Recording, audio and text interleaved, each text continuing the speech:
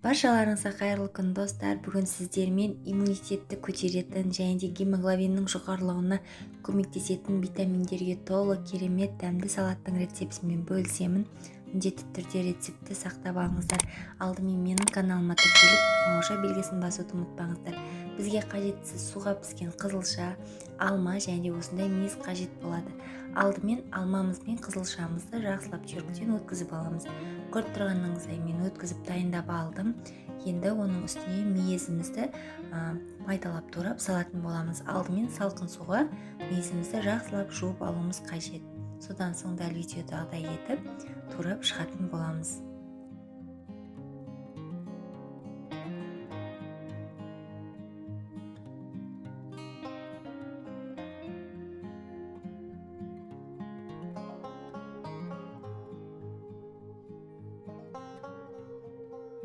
Көріп тұрғандарыңыздай турап болып қалдық. Енді бұны жаңағы қызылшамыздың үстіне салатын боламыз.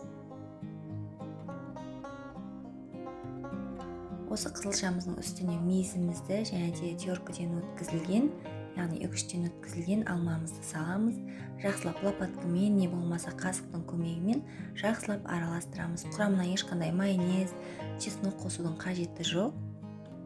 Жақсылап араластырамыз. Біздің салатымыз дайын болып қалды.